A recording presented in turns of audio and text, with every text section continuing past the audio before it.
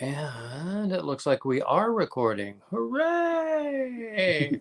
Hello, everybody. Here we are with the amazing Zach Stout.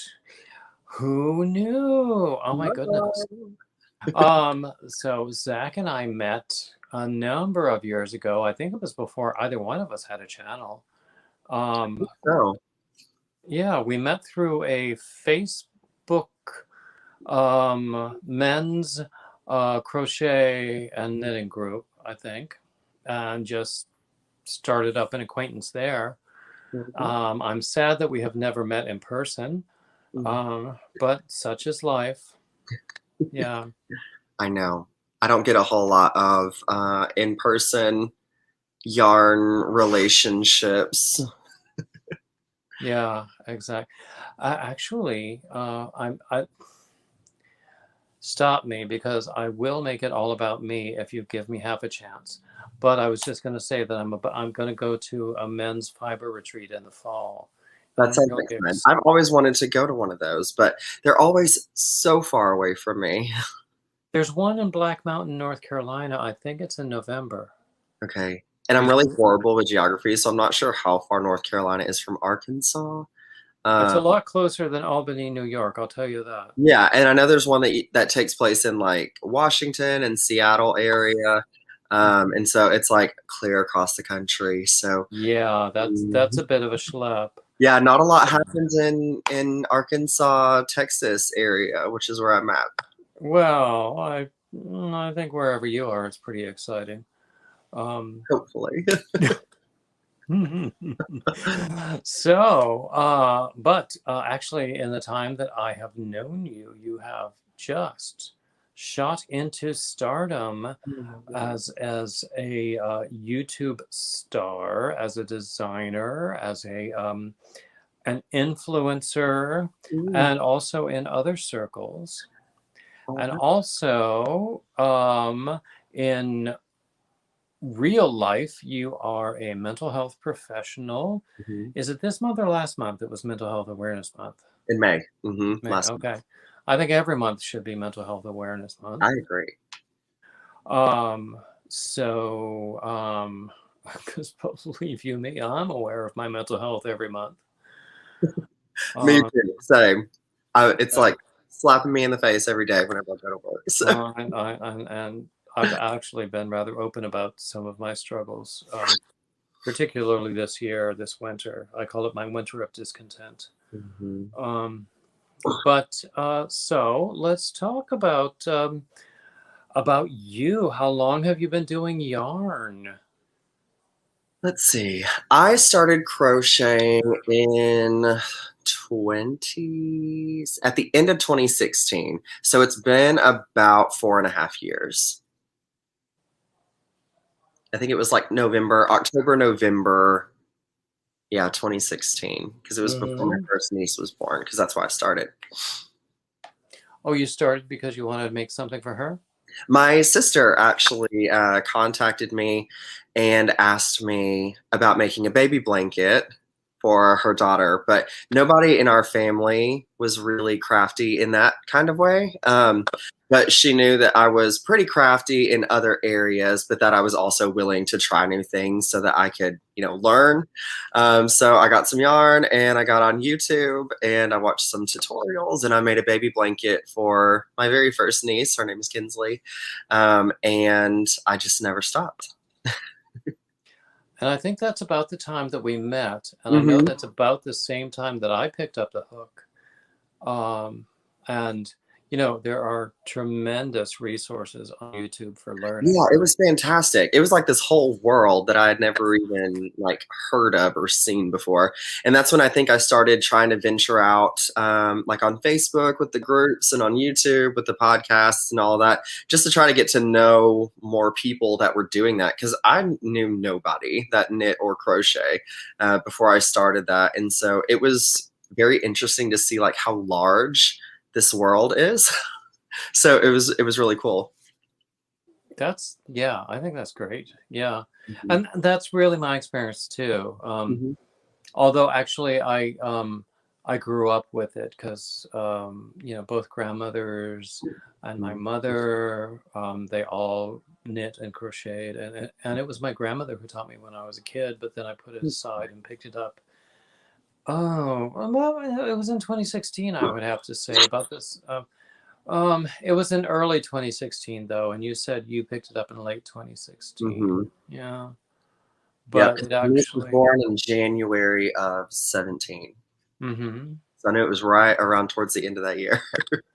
Cool, cool. And wow, what you have accomplished since then. Oh gosh, it's kind of crazy looking back to see all the different things that I've done and that I've worked on.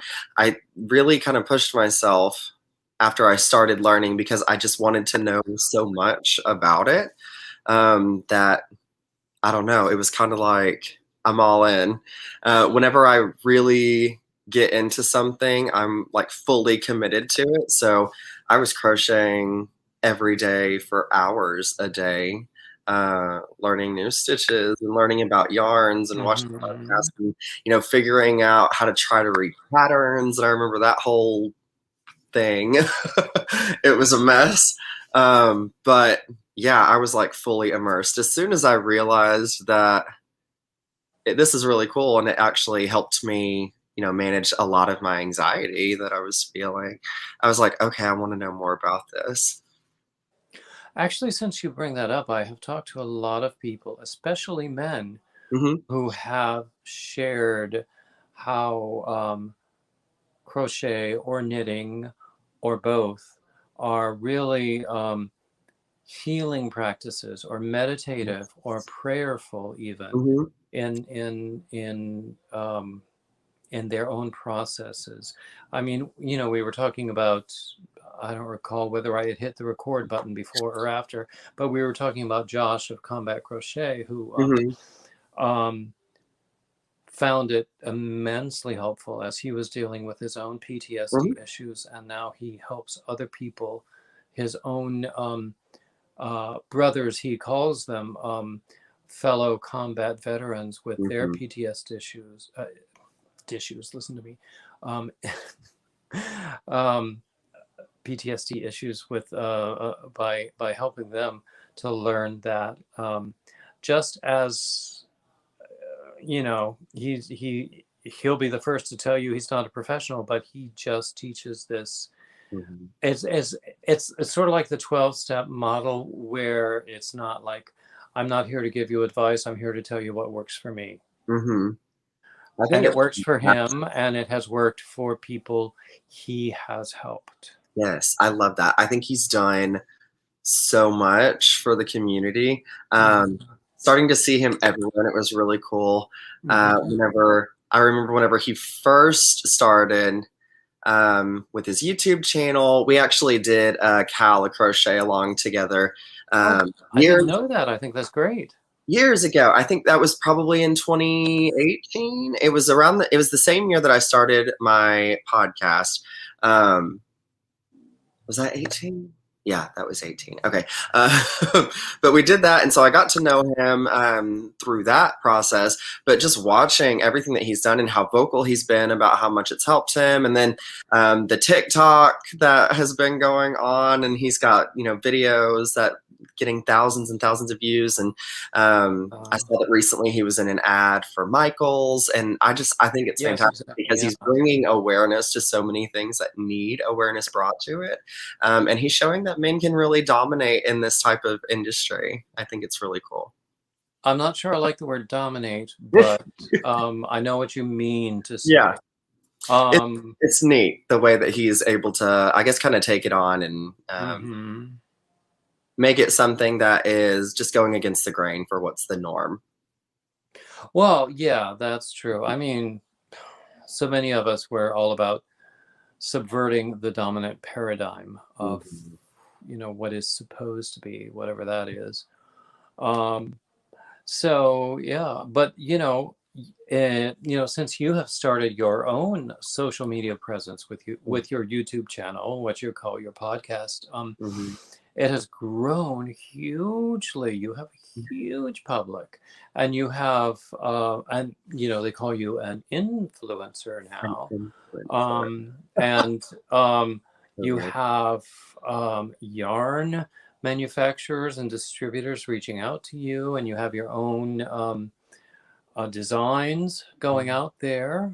So that is tremendous. And on top of that, outside of yarn, you've also been accomplishing great things too. I appreciate it. Yeah. It's definitely very interesting because if you would have told me all of that 4 years ago, whenever I was just starting and learning how to crochet by watching, you know, tutorials on YouTube, I would have never imagined that this is the position that I would be in or the point that I would be at as far as that journey is concerned. So it's really kind of cool to see the progress. Um, it just seems like it's happened like overnight. Um, I don't know. I've been really blessed with the support that I've gotten. I know that when I first started, I really bugged a lot of people about learning different things and Mhm. interacting with them and, you know, asking a ton of questions about things like the crochet tutorials and YouTube podcasts and, you know, all the different things about social media and getting in touch with people and learning about this whole kind of like system. And yeah, like I said, whenever I decide to do something, I just want to go like full in and, you know, learn as much about it as possible. And so I feel like I try to do that in this area. Yeah. I think we both benefited from attention from some of the big names. Hmm. Although you've been doing it a lot longer than I have. I only started for all practical purposes last October. Hmm. Um, but you know, we both know Crystal Bag a Day, Hmm. and of She was course, fantastic as far as helping, especially helping me like grow my channel. I owe a lot of, I guess, my YouTube success to her. I remember watching. She was doing a live, and this was probably a year and a half or so ago. She was doing a live, and I commented something on it, and I heard her say, "Oh, Zach Stout is here. I watch your channel." Which was like mind blowing to me because at that point she had something close to like 500,000 followers on YouTube or subscribers on YouTube.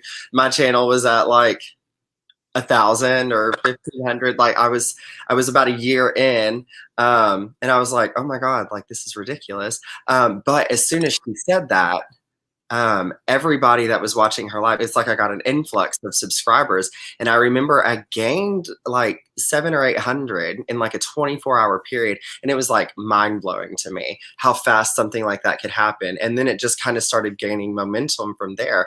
But I know she really put me out there with that huge audience that she had, and so that helped me a lot. I'm super grateful for yeah, that. So. I had the same experience. I was Hmm. doing a live stream, and she visited, Hmm. and at that point, I was just trying to reach 750, Hmm. and so during the live stream, she went to her own community tab, posted something about me. Within that live stream, I think I gained like a few hundred people. It's And amazing. then, like So within a cool. week, I had 500 people. I was, you know, it was amazing. Yeah, I remember And starting this channel or my YouTube channel and saying, I think it would be really cool if I hit 1,000. And I remember posting videos. I was posting every couple of weeks, and my first 1,000 it took me almost a solid year to hit 1,000. mm, Um, and I was like, nobody is going to watch a grown man sit on YouTube talk about yarn and crochet. And I was like, I'm never going to get 1,000 followers. Like, this is ridiculous. Because I remember whenever I started, I was looking and trying to find all the different men that were doing things like YouTube podcasts. And at the time, there was only like two or three that I could even find. And so I was like, okay, it's not like a very big thing. Like, I don't know if a lot of people are going to watch this, but I did it anyway and I stuck with it. I'm really glad that I did, because that's where I gained a lot of my friends and support from. Because, like I said, I'm in South Arkansas. I don't know. I still do not have in-person friends that knit or crochet. All of my like yarn friends are all online. I've been fortunate enough to meet a couple of them, so that's nice. But YouTube was really a way for me to just meet people in the community because I'm a social person. I'm like, I want to know people. I want to talk to people about what it is that is going on. My husband doesn't knit or crochet, and so I couldn't sit there and talk to him about it. I wanted somebody that was going to be as excited about it as I was, and I wasn't going to annoy. I So, remember, I think it was what, a year and a half ago, when about the time the pandemic hit, there was supposed to be a Crochet Guild of America conference in Dallas. And at that time, I was in Dallas. And if I recall correctly, you were planning to come. And I was so excited to meet yes, you at that time. But then it was canceled. And then various things happened to me, and I wound up back in Wilmington. But then again, about Crystal, this was still long before I started my channel. She noticed my absence when I was sick for quite some time. She noticed my absence and mentioned it.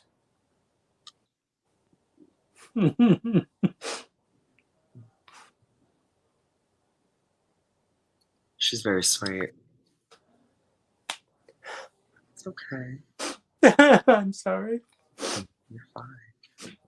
I'll edit that out. Or maybe not. But yeah, and so many other people have been so supportive. I know that you have had the same thing. Do you know Fiber Spider? Yes, I saw. Well, I followed his channel a lot. Him and Crystal were definitely like those hard-hitting like YouTube channels that you see whenever I think anybody who goes to YouTube to learn about knitting or crochet, even though I think they both just crochet. I don't know if they both do. Although Craig has started knitting and now he's also spinning. Okay, yeah. But I know if you're going anywhere in YouTube and you just type in crochet in the search bar, you are going to see their videos over and over and over again because they have such a huge audience. And so they were two of the people definitely that I saw on YouTube that I watched and that I used as kind of tools and resources to learn. I followed a lot of their tutorials before I could read patterns and made a lot of their things. And that just fascinates me too, just the way that their minds are able to work, where they can just create patterns just so quickly. I'm super jealous of it. It takes me a lot before I'm able to actually design something and make it and put it on paper, sometimes months. And it seems like they come out with new patterns every single week. I'm like, I wish my mind worked like that. I know Crystal has something like 800 or something now, and I can't even. Tutorials, yeah. Yeah, exactly. I remember when it was approaching, when it was like in the 650s, and I was going, what is she gonna do with number 666? Yeah, how funny is that? I don't know whether there actually is a number 666 because, like, elevators don't go to the 13th floor. But yeah, that was she's the both of them were just as with you, just extremely influential when I started. Yeah. So you've done quite a number of designs in your time. Yeah. Tell us about those. It's been okay. I've done a few. I've got a couple coming out this year. Last year was an interesting year for everybody. And so I had kind of a backseat in the design world. I only released one design last year. But like I said, I've got a couple that I've been working on that I'm hoping to release this fall. I started out, my very first design was a scarf. And so I was in a musical called The Day Before Christmas, and I played Jack Frost. And I wanted to design something that kind of fit the theme. And I was like, okay, well, I'm crocheting now. Everything's cold and like icy and wintry. So I wanted to make a scarf for my costume. But then I decided I was going to try my hand at designing. And so that was my first design I ended up doing. and that was in 2018. 2018, I believe. It could have been 2019. I honestly don't remember, because I know I haven't been designing too terribly long. And then I was approached by Hobium, a yarn company in Turkey, I think they are, about using some of their yarn to design a pattern for their website. And so I ended up designing for them. And that was really cool because it was like one of those times where, oh, I'm getting noticed by, these big like box stores or these big like online stores. And, that was whenever it first started kind of hitting me that, oh, well, people are kind of taking notice and this is kind of neat. This is really interesting. So I've done a few. Like I said, I've got a couple more coming out this year, but I like the process of it. Like we've said, it's very therapeutic for me to be able, I like to do things with my hands anyway. So whenever I'm creating something, I feel a really strong emotional connection to it. So I'm like, oh, this is like coming from me. And I always get super nervous before I do like a release or a launch or anything like that. Cause I'm like, are people going to actually buy this? Are they going to actually want to make this? And that was really cool about my last one that I released in 2020 is because the response was fantastic. And I never expect that whenever I do anything on social media or anything with design. I'm just like, okay, well, I hope people like it. I'm not going into it like, oh, I'm going to sell so many of these or, oh, this is going to be fantastic. Like people are going to love it. They're going to talk about it and make everything. And so it's really nice whenever things are well received. And so it kind of helps whenever you're new starting out and you see the support that you get to kind of keep you going. So hopefully design is something that I do a lot more of in the future. I would really like to engage in that a lot more.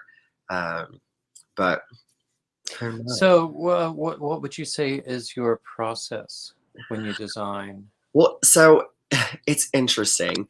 I'm one of those people, like I can't just sit down and be like, I'm going to design a pattern. I take a lot of inspiration from either just things around me in my daily life, or sometimes I'll have really random dreams and I will use that as inspiration, or I will think about certain things, kind of like with the musical that I was in. I'll use like other forms of art to kind of influence how I will create or design something. And so I'm one of those people that I will go through and I will make or create the design. So I will actually make the pattern or the project, whatever it is, first, because I'll go through and I'll try a million different things as far as like stitches or counts or how I want to do this or what kind of shape I want to end up with for my end result. And then I will go back through and I will make it again, but then go through and actually write it while I'm making it the second time, just to make sure that I did everything properly or the way that I like it. Because there have been times on a couple of them where I've gone through the second time and I was like, I don't think I like that. I want to change it. And it's been, honestly the hang up of a few different ones. So I've probably got 5 or 6 different designs that I have done that I have not released, because I'm just so critical of myself, I guess, and I need to work on that. But I'm just like, okay, I think I can do things a little bit differently or make it sound easier in the pattern, or I can make this look better if I do something different. And so there's lots of things that I try to tweak along the way. And then I have testers. I have a nice group of testers that I typically use for my designs, and go through that whole process. And then usually we'll launch a couple weeks after everybody finishes testing, just to make sure, work everything out as far as like tech editing, and if there's problems with stitch counts, or people had issues during that whole process. But yeah, so just a lot of different things that can kind of influence whatever mood I'm in. So what do you like to design the most, or is it whatever I've strikes actually your fancy? designed well, and so I try not to do too many of the same thing. Like right now I have I haven't like repeated any type of like things. Like I have a scarf, I have a cowl, I have a shawl, I've got a wrap. I have another cowl coming out, like I said, this fall, and another shawl. I like shawls. I know a lot of men who will not wear shawls, which I guess, I don't know. I design with everybody in mind. And so that's one of the things that I try to stay true to with all of my designs is that they're androgynous. I don't want to do anything specifically for male or female because I've had such a struggle whenever I was learning, finding patterns solely geared towards men. For whatever thing it may be. I like to keep things just unisex. It makes it easier, I guess. And so I'll try to design with that in mind. I prefer to design shawls though, because I like them. I like to wear them personally. And I just think there's more, I don't know, more room, more space to be creative with it just because they're larger. So I think it's fun. But like I said, I wear a shawl. I know a lot of people won't. And I will say, almost all of the people that make my patterns have been women.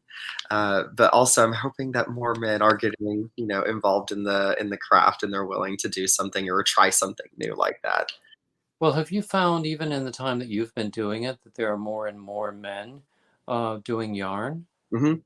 I think it's growing so much, and that's what I really like about it, is that I think people are seeing it and they're kind of tearing down that stigma that this isn't something that men should be doing.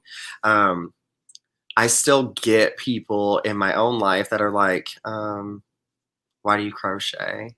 Or that it's a grandma type hobby. I've had people that actually call me grandma before, or men. Well, I had that before I picked up the hook, so that's not a big deal. But yeah, that was one of the things that I got a lot of whenever I first started was people saying, well, that's not something that guys really do. But it's interesting. I have observed, and I'm in no way a social scientist or any kind of a scientist, but it seems to me that yarn crafts, both knitting and crocheting, are among those things that when they started becoming professional things, men were doing them. Mm-hmm. And then when they became boring and drudgery, it was handed off to women. Mm-hmm. And then now that they're becoming more exciting, everybody wants to do them. Mm-hmm. Do you think that is valid? I think it helps too. Like you said, with things getting more exciting, I think people get more invested or involved in things whenever it seems like there's more excitement or attention around it. People kind of want to get involved more whenever it seems like it's fun. The shift in crochet and knit, whether it's like designs or the patterns or the things that people are making, has changed so much. Just by the way that things look. And I think that is something that is really appealing to a lot of people. A lot of individuals that I've ever talked to, whenever they think about crochet, it's like they instinctively think about like granny squares or Afghans. And it's like that's the only thing they can kind of picture in their head. They can't get past that. They think it's like, okay, like 60s, 70s style stuff. And all you're going to do is like make blankets, and it's these really old school type things with like the chevron patterns and the granny square, which is great. And I love that. I love whenever people are able to do that still and make the retro designs and the colors, and I think it's really cool and it's like true to what it is. But I think with a lot of the way that people are designing now, it can be more appealing to others who don't necessarily like the traditional look of knit or crochet, and that was something that appealed to me. Not because I don't like the traditional look, but I like whenever things are able to just be made differently. And I think it's really interesting. It's really cool. And it's drawn me to different types of patterns and different types of design. Because whenever I first started, I didn't realize that was, even an option. I didn't know too much about like stitches and the way that things worked whenever it came to pattern designs or things like garments. Like I've made garments that Um, I have people confused for knitting all the time. Because of the stitches and the way that they look. They think crochet is like these giant stitches and there's just like gaps and holes and everything. And like, how could you possibly make, a sweater or a blanket or something like that that Or is they going to think be it's laced functional? doilies, right?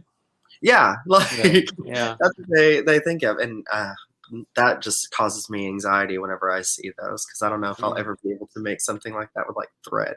I would love to give that a try Ooh, at some I point in the have future. lace crochet Yeah. hooks, but they're still in the package. Exactly, exactly.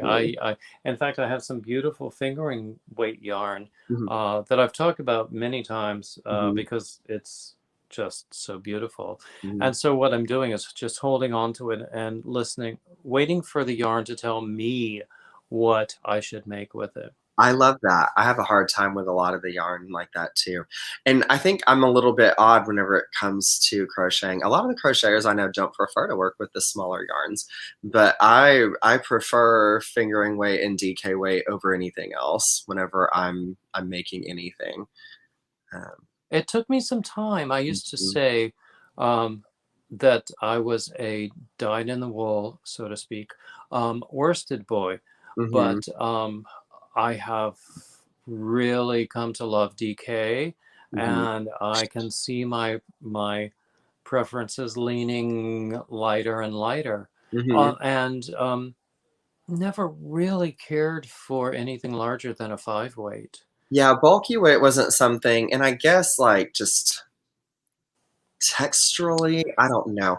Like, I'm not a fan of things like blanket yarns or, like, whenever people use roving to just, like, crochet with, and I don't know, like, I'm not knocking anybody's craft, it's not something that I feel drawn to. I like the drape and the feel that I can get from making something in fingering weight or even DK weight because it has a nice drape, but it's also got some density to it. Um Mhm.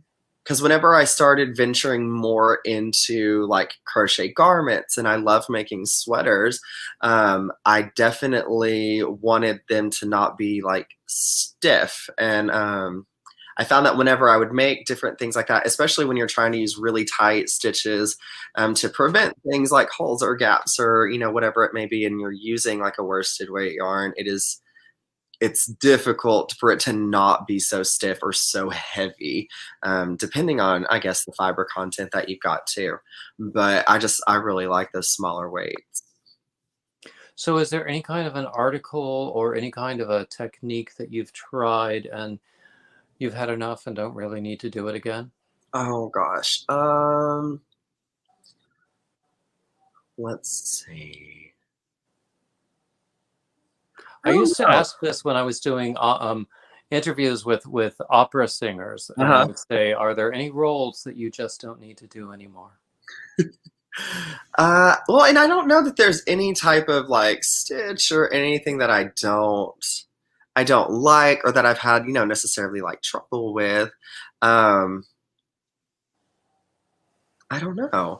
Like I think I'm in that phase now where I definitely prefer making things like sweaters and shawls, rather than like really smaller objects. But I don't know as far as like stitches or things, if there's anything that I'm just like over.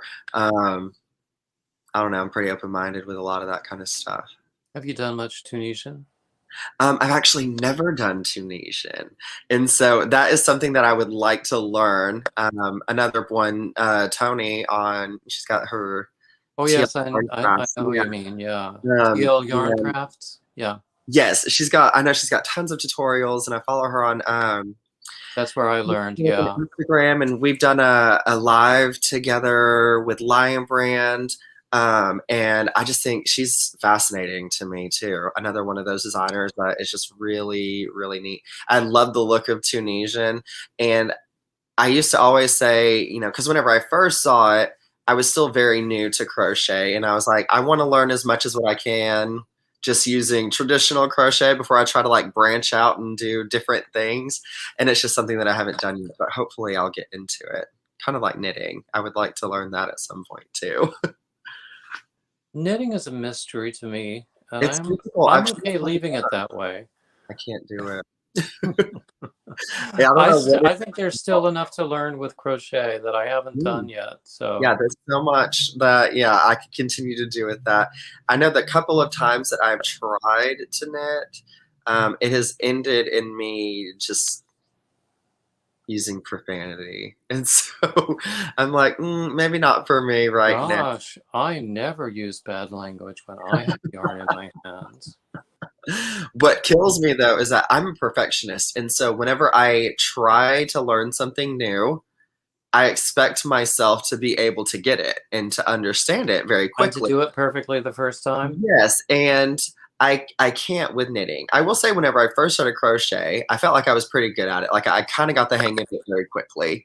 But with knitting, it would not click. And my husband, um, who is definitely more of like a sewer, quilter, fabric type person, I finally convinced him to tried to learn how to knit. I tried to teach him how to crochet, and it was just something that was going to end in shouting. So he started watching YouTube tutorials on knitting, and he picked it up almost instantly. And it kind of infuriated me because in like 20 minutes, he was better than anything I had tried for hours and hours and hours, several different attempts. And I was like, okay, well, I guess it just clicks for some people. Oops. That's That's what it was with my ex. uh-huh. I actually I bought him a beginner's kit one year at Christmas Mm-hmm. because he had another hobby that I wanted him to sort of forget. Um, and very quickly he became very, very good. So Yeah. I got him into knitting, and then he got me back into crocheting. Oh, that's So nice. then we were a bi-stitchual couple. There you go. I But do like having someone that can sew though, because I never have to buy project bags. Bradley makes all of my project bags for me, oh, and lovely. I know that's so nice. And Um, if you actually crochet like market bags or anything like that, he can line them for you. yes, true. Although he does get kind of annoyed because for a while on my channel, we sold project bags, and so I would have people just kind of like emailing and messaging, and we would do it through that. But it got to a point where he was making dozens in a week, and he was getting very That's tired of it. yeah, It that's grew too very much. old, so we kind of scaled back on that because it was kind of like a hobby. And what had happened is I talked about a couple of the ones that he had made on my YouTube channel, and I had like an influx of people that were like, "Oh, does your husband sell these?" And so I ended up asking him like, "Hey, would you be interested in selling these?" And he's like, "Sure, I guess I can." But then I think after one video that I posted, I got something like 40 different messages from people asking, because we did like a made to order type thing. It's not like we have inventory. And Mm-hmm. he was like, don't talk about my bags on your channel anymore.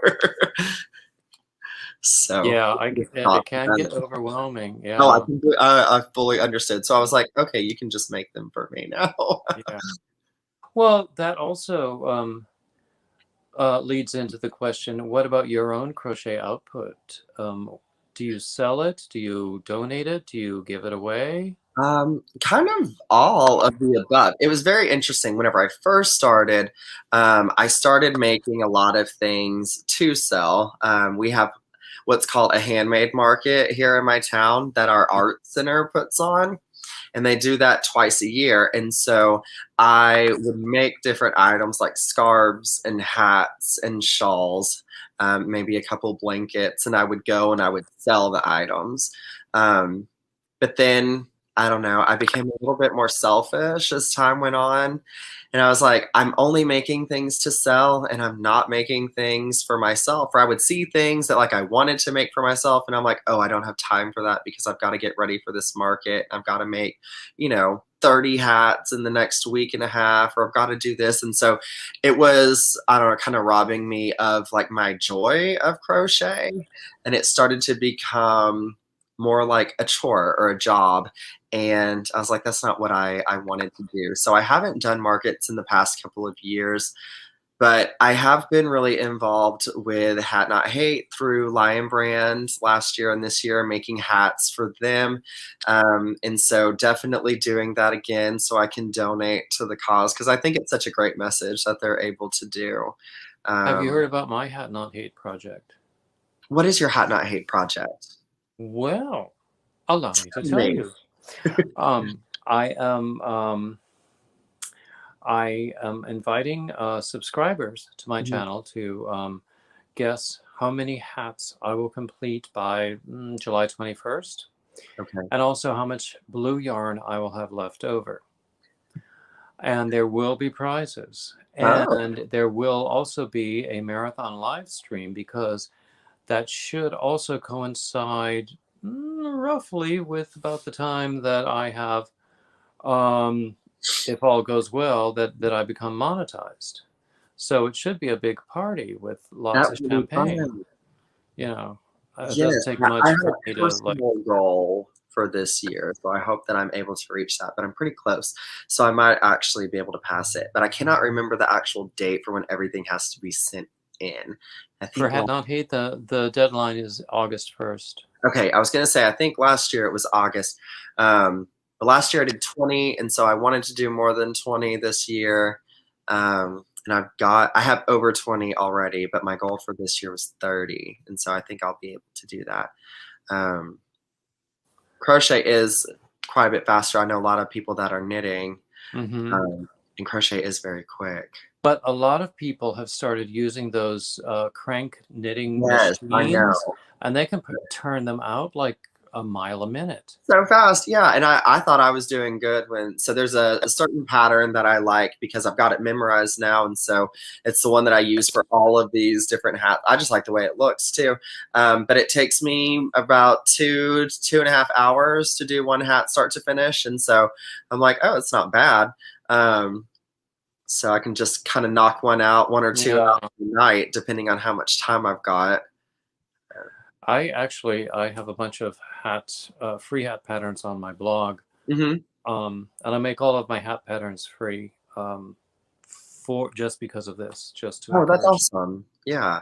To Hat Not Hate and other causes.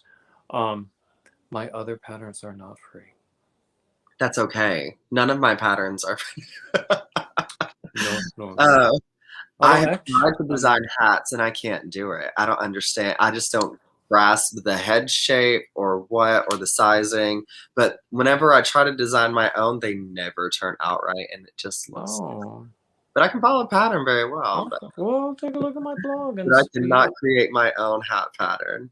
See what I've got there. You might like some of my patterns. I would be honored if you would do one or two of my patterns. I would love to. I think it would be great. But again, I'm talking about myself, which should not surprise anyone who knows me, actually. But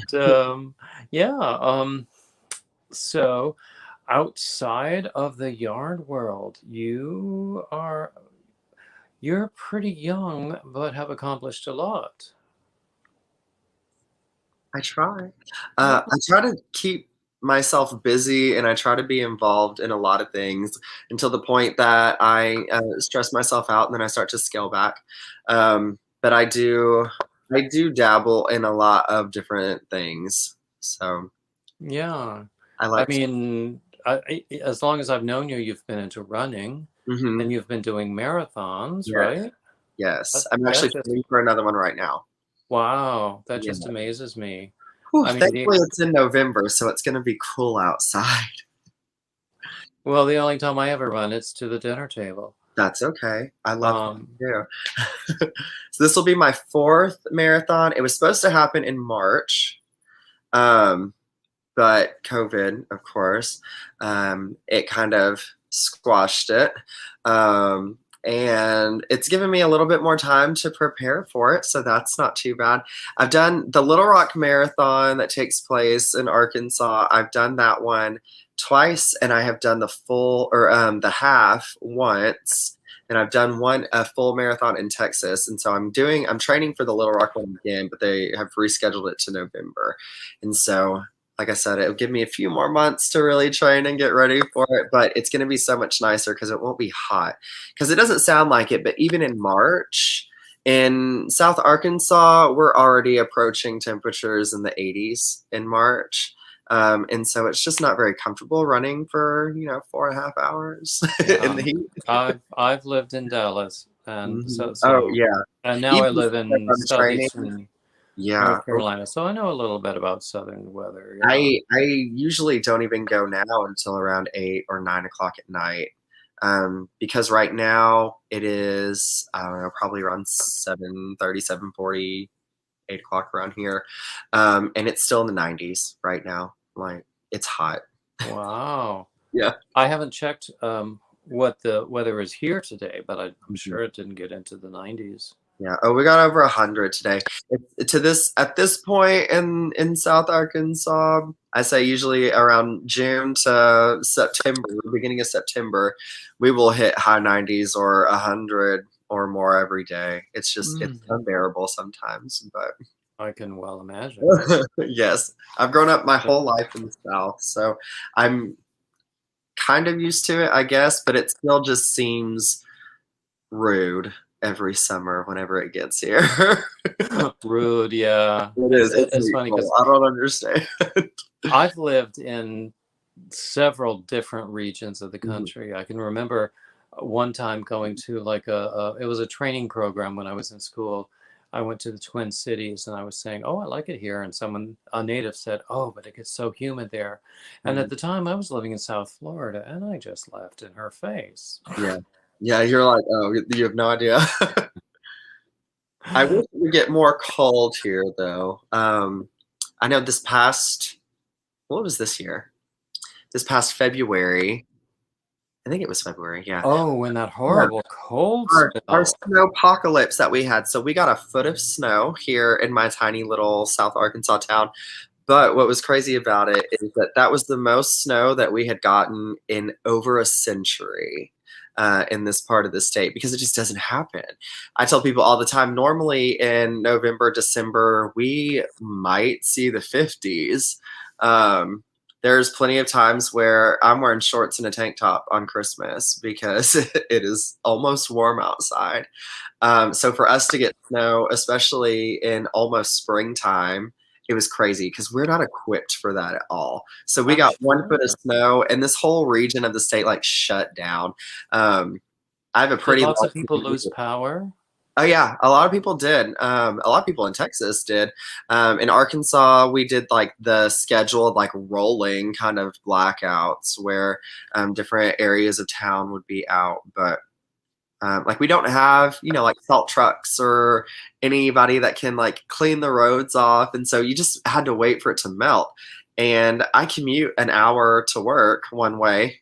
And so whenever we got a foot of snow overnight at my house, I couldn't leave my house for a week. So I wasn't able to go to work or anything like that. And it Mm. seemed ridiculous, especially to people who get like feet of snow during the winter time.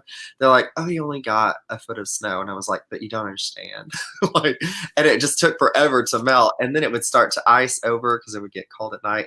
And nobody knows how to drive anyway down here. And so whenever you add ice to the equation, it was just a mess. But we made it through it, thankfully. Yeah, Woo. I mean, this is totally off topic, but I've heard about a lot of class action lawsuits with the power companies because I mean, the demand during that time was nothing near the demand that they meet in summer peak times, but they still were not prepared and should have No. been. Well, and Texas is having problems again with the heat too, and all their energy problems because of the air conditioning and people trying to keep cool. It's kind of a nightmare, but I hope they get all that situated. Yeah. Um, it was Well, almost laughable though, seeing some of the things that they were putting out onto social media, like telling people to turn their thermostats up to like 82 whenever they were going to sleep at night. And I'm like, I don't know if you know this, but the humidity and being in the 90s all day and then trying to sleep whenever your air's not on. I don't know a lot of people that are going yeah, to do yeah. that. It's We have central heat and air here. And so Of my course. air conditioner is on almost year round. We hardly ever use the heat. We have a gas fireplace. If it gets too terribly cold, we'll turn that on. But my house usually stays on like 68 degrees. Yeah, yeah, I like it cold. yeah. Well, I live with my sister in our late mother's house, and she Mhm. controls the thermostat, and Oh, she likes it very cold. uh-huh. Um, in the summer, I sleep under a blanket, Mm, but she likes it warm in the winter, so that's not so that's nice. Yeah. Nobody bad. worries. So, we've been at it for quite some time now. What would you like to tell our viewers? What would you like to leave them with? Oh gosh.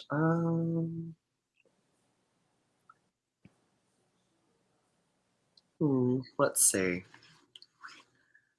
I always tell everybody, whether it's patients or friends or family members, that whatever you're doing or whatever you're going into, try to keep an open mind about each situation because you never know what you're going to gain from that experience.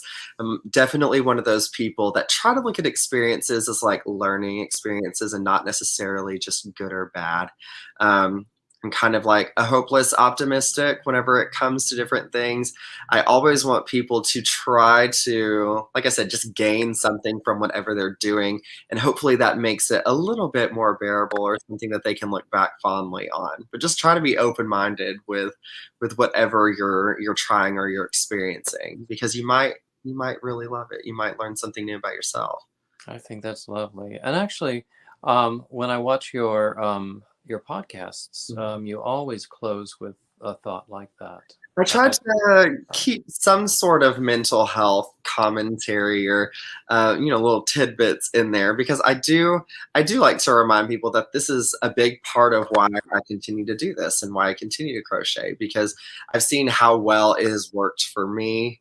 And I've talked to people who use it as therapy. I know Josh talked about it whenever y'all did y'all's session on here. And like I said, he's very vocal about it online. hmm It is such a healthy outlet for so many people who have maybe turned to other things that were not the best for them first, and then realizing that this is something that can really benefit them. And I think it's fascinating that we're able to use this as something that can really put us in a better mindset.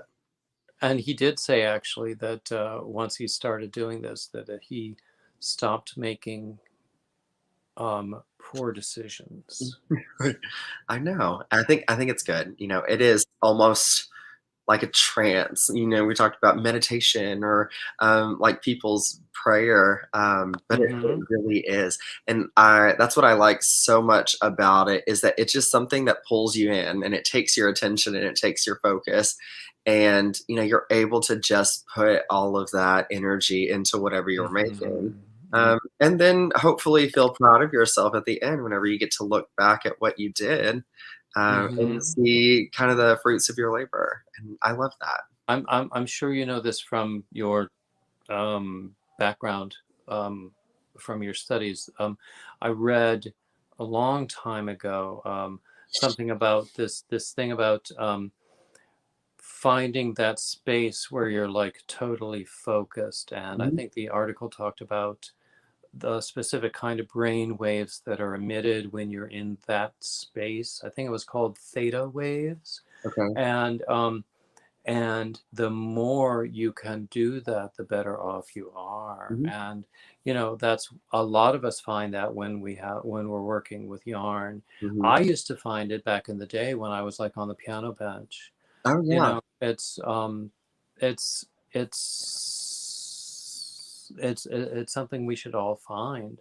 Yes. And I hope that everyone does finds that thing that, gives them that sort of feeling or that peace or that comfort because it's fascinating whenever it clicks with you. hmm Even as a therapist, this is not something that I thought I would look back on and say, oh, this is kind of like my own personal form of therapy. But I even encourage my patients to, knit or crochet or do something like that.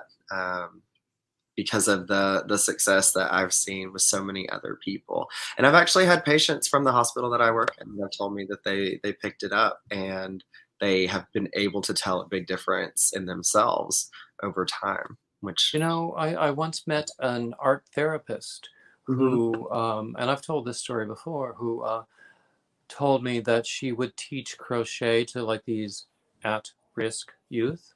mhm, Um, and some of the toughest boys would be so proud of the hats that they mhm. made. Yeah, and I love that. I love that so much. I had a good experience whenever I was able to work with some of the patients in the hospital doing it. Um, because again, it's almost like a self-esteem boost too whenever you're teaching somebody something new, and it clicks with them and they're like, oh, okay, I can get this, I got it. And so we did that. We have we call it recreation therapy, but like art therapy in the hospital that I work in, and that was one of the things that we did with them was crochet. And I really enjoyed seeing everybody's reaction because all the women were usually like on board. They're like, okay, I'll try this. And it was usually the men that were very apprehensive and they're like, I'm Mhm. not going to do that. And I'm like, no, just give it a chance and you will see. And I don't think I had anybody that had like a negative experience doing that because even if they didn't really get it or, it took them a while, they had fun doing it or learning about it.